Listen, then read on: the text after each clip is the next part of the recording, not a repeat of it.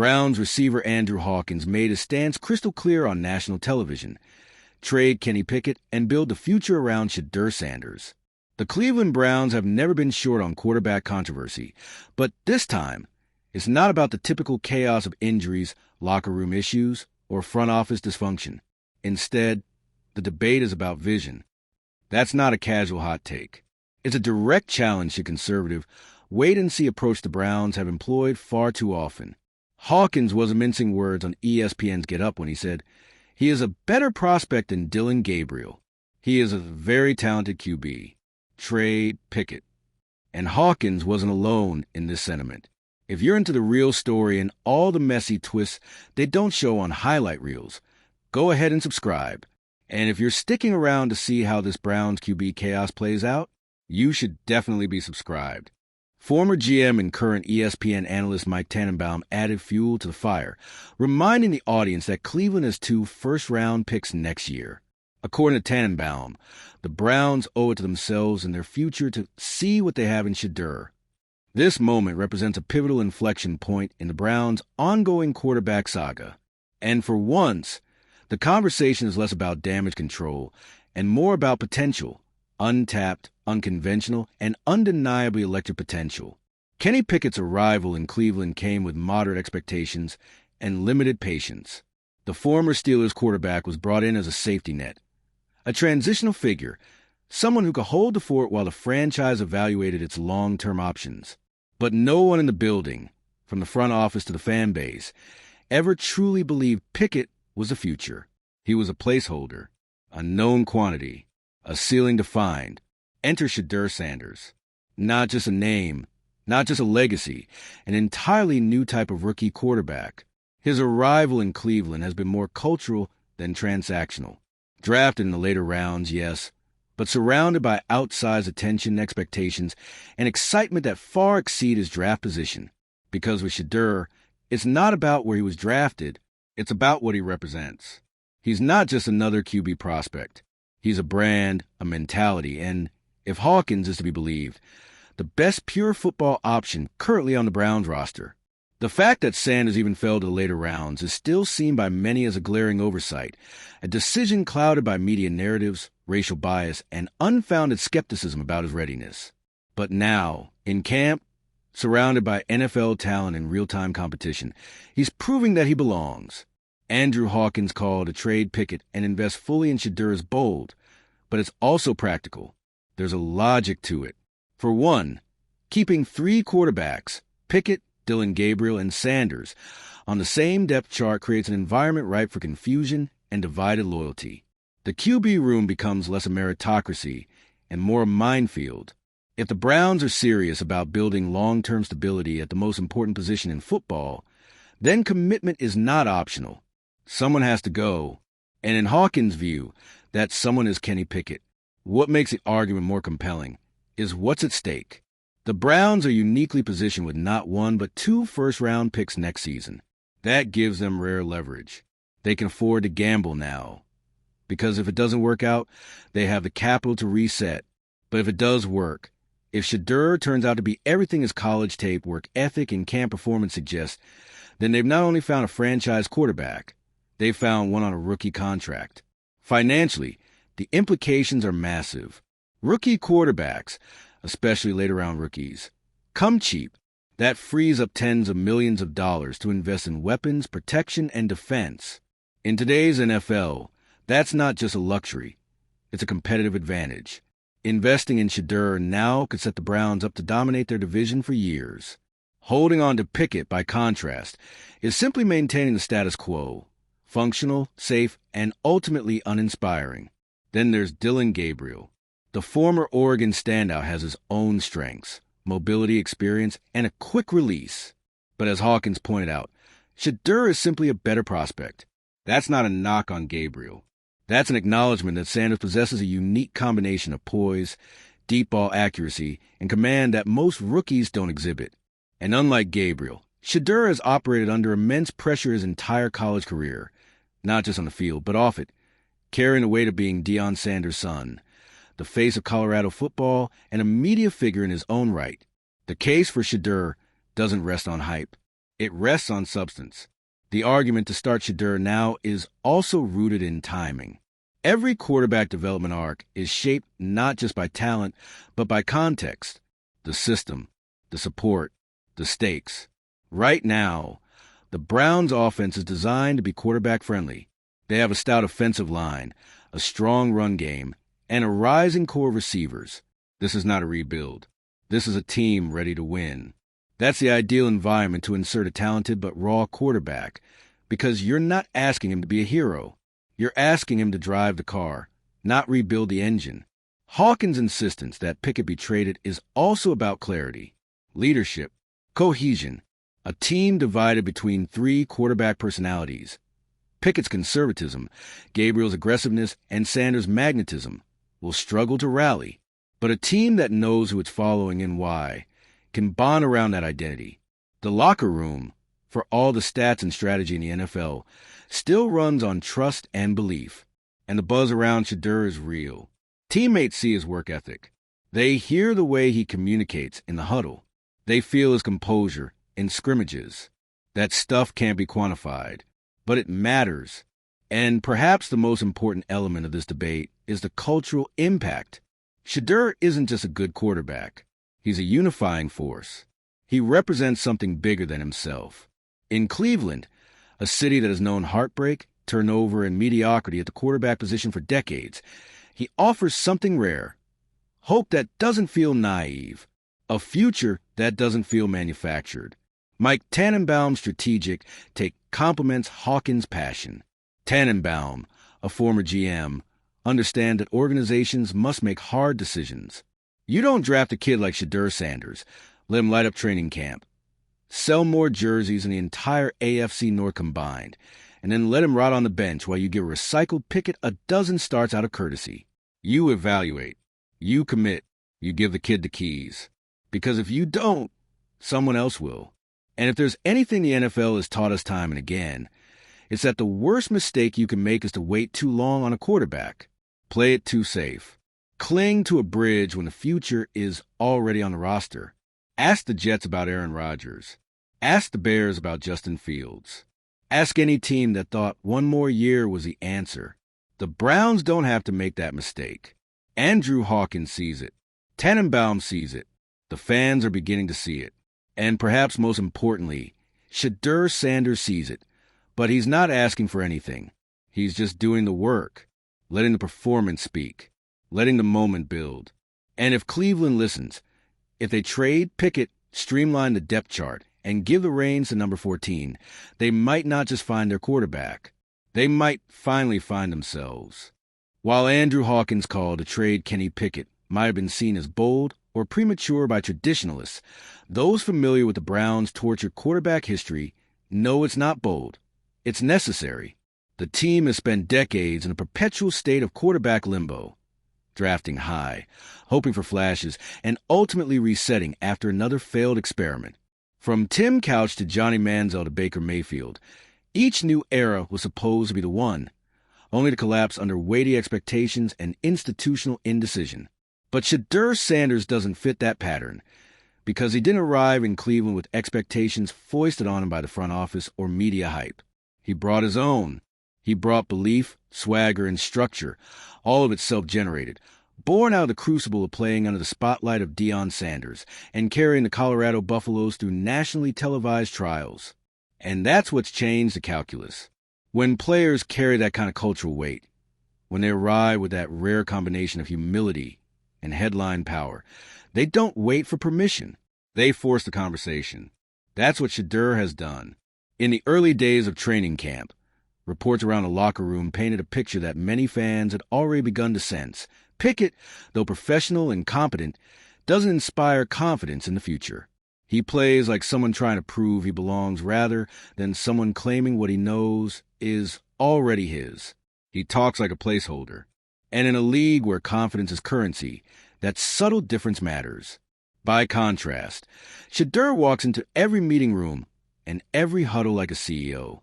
He studies like a starter, speaks like a leader, and competes like someone who's already been doubted too many times to waste energy proving himself. He knows who he is, and more importantly, The team is starting to know, too. Even the veterans feel it. There's a different energy in camp when Sheduer is taking reps. Receivers run a little harder. Linemen block a little longer. Defenders test him more aggressively, not out of spite, but out of respect. Because when the guy under center believes in himself that much, you want to find out if it's real. And according to multiple insiders from the Browns' practice facility, it is. The timing couldn't be more perfect. With Deshaun Watson's tenure in limbo and the front office looking to reset the team's image and direction, Sheduer offers not just a quarterback option. He offers a rebranding, a way to turn the page from the controversies, the awkward contracts, and the maybe next year narratives. A way to finally give fans not just a face of the franchise, but a voice they can believe in. And let's be honest, in a city like Cleveland, that matters more than most people understand. This is a football city that bleeds loyalty, a city that packs a stadium in freezing rain and clings to hope in losing seasons. But it's also a city that's grown tired of being told to wait. Browns fans don't want platitudes. They want progress. They want a quarterback who matches their intensity, their grit, their refusal to settle. Shedeur Sanders is that kind of quarterback. And that's why keeping Kenny Pickett around doesn't just feel unnecessary. It feels like cowardice, a hedge against the very boldness that Sheduer embodies. And what message does that send the locker room? That experience matters more than excellence? That familiarity is more important than potential? That this is just another year of let's see how it plays out? If the Browns want to break the cycle, they have to break it with action. Hawkins knows this. That's why his statement on national television wasn't just about who should start. It was about who the team should become. A team that trusts its eyes. A team that builds around conviction instead of fear. A team that rewards greatness, not seniority. And the beauty of the situation is that the Browns are not boxed in. With 2 first-round picks next year, they can afford to take this swing. If it doesn't work, they reload. But if it does work, and Sheduer delivers the kind of rookie season that his college career hints at, then they're set for the first time in a generation. But to do that, they have to clear the deck. And that means moving Pickett, not because he's a bad player, but because the Browns can't afford to split the locker room. They can't afford to split the fan base. They need one message, one identity, and one leader. And it's not Dillon Gabriel either. Gabriel, while talented, represents more what the Browns have already tried. Solid backups, mobile quarterbacks with inconsistent accuracy and hopeful upside. But hope isn't a plan, and upside isn't leadership. In a league dominated by elite quarterback play, you can't rely on projects. You need presence. Sheduer brings presence. He also brings marketing value, and that's not a minor factor. His jersey sales have shattered rookie records. His social media presence dwarfs most veterans. And more importantly, he's already engaging with the Cleveland community through events, giveaways, and appearances that build real loyalty, not just hype. That kind of resonance can't be coached, and it shouldn't be ignored. Inside Berea, whispers are already circulating. Coaches are debating whether to fast-track Shedeur's reps with the first-team offense. Veterans are lobbying to work with him in drills, and the playbook is reportedly being tweaked to match his strengths. Quick reads, deep strikes, and moving pockets. That doesn't happen for just any rookie. That happens when the organization knows it's sitting on something real. And if the front office is wise, they won't wait for a 3-interception game from Pickett in week 2 to make the move. They'll make it now, while they still control the narrative. While they can say it's about the future, not failure. While they can lean into the momentum, rather than chasing it from behind. Because once Sheduer starts, the rest of the league is going to take notice. And the Browns have a chance to be ahead of the curve, not scrambling to catch up. This is the opportunity. It's rare, it's risky, and it's right there in front of them. So trade Pickett. Simplify the room. Name the future. And let Sheduer lead. Cleveland deserves it. The locker room is ready for it. And Shedeur Sanders has been preparing for this moment his entire life. There's something inherently poetic about the city of Cleveland finding itself at a crossroads, yet again, with a quarterback controversy bubbling to the surface. But this time it feels different. This time, it's not a decision rooted in desperation or nostalgia. It's about clarity. The choice between Shedeur Sanders and Kenny Pickett isn't about who has the better resume on paper. It's about who's writing a new story, not rehashing an old one. And Shedeur's story is new, but not naive. It's grounded in preparation. In college, he didn't just rack up stats. He led, even in the face of losses, media noise, and relentless spotlight. He didn't fold under pressure. He seemed to grow from it. And that maturity is evident now in Cleveland. He speaks less and listens more. He shakes hands with facility staff the same way he daps up star receivers. He doesn't mistake confidence or arrogance. He walks that line like someone who's had to prove himself every single step, despite his last name. Kenny Pickett, for all his admirable qualities, feels like a bridge quarterback, a professional, a steady hand. But he doesn't move the needle, not for fans, not for teammates, not for the league. And in today's NFL, you need more than just competence. You need conviction. You need charisma. And you need someone who makes people believe. Sheduer does all that just by walking into the room. If the Browns are serious about contending, not just competing, they can't afford to play it safe. Playing it safe is what gets teams stuck in the middle. Not bad enough to tank, not good enough to win. Stuck in purgatory, watching others rise. That's where Cleveland's been for too long. Sheduer gives them a way out. Let's imagine a Sunday afternoon. Week 1. The Browns are trailing by 4. 2 minutes left, ball on their own 25. Does anyone in that stadium feel a surge of confidence with Pickett under center? Or does the energy shift, palpably electrically, when Sheduer jogs onto field? You already know the answer. It's not about what the coaches say or what the media debates.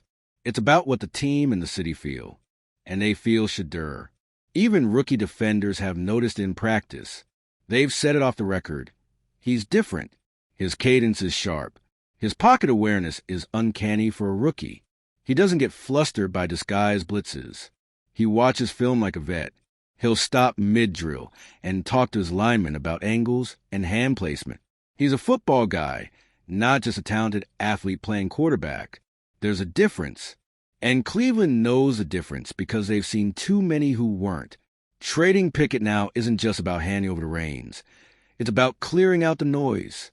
It's about telling Sheduer, we believe in you. Fully. No half measures. That kind of trust changes a player. It ignites them. And it unites the locker room. Because players can sense indecision. They can smell doubt. And when the coaching staff is sending mixed signals, everyone gets stuck in neutral.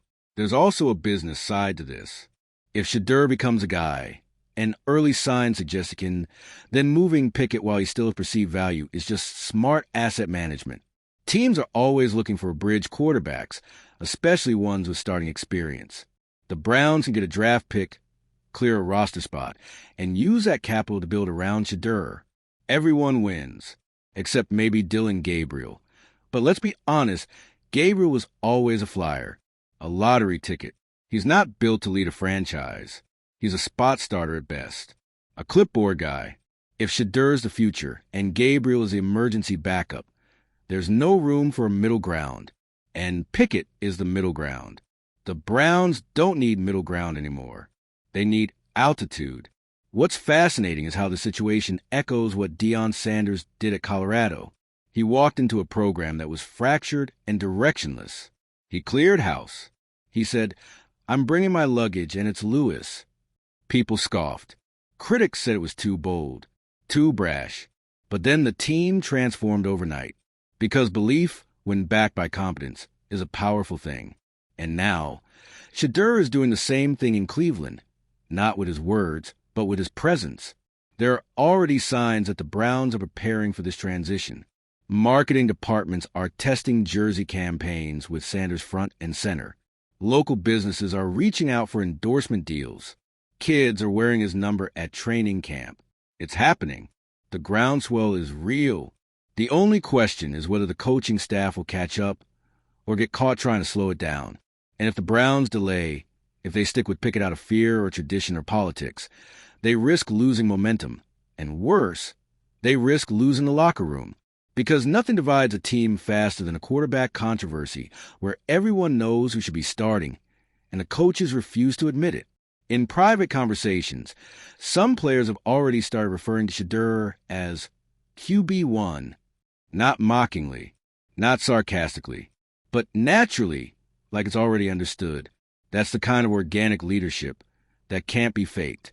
It has to be earned, and he's earning it every day. That's what Andrew Hawkins understands. That's what Mike Tannenbaum is hinting at, and that's what the Browns front office needs to embrace before the season starts. Because in the NFL, windows open and close fast. And if you've got a quarterback who can lead, inspire, and win, even if he's young, you build around him now. You don't wait. You don't hedge. You don't play politics. You lean in. You go all in. And Shedeur Sanders is an all-in type of player. So trade Pickett. Announce the future. And let this be the year Cleveland finally got it right. Not because they followed the plan, but because they recognized the moment.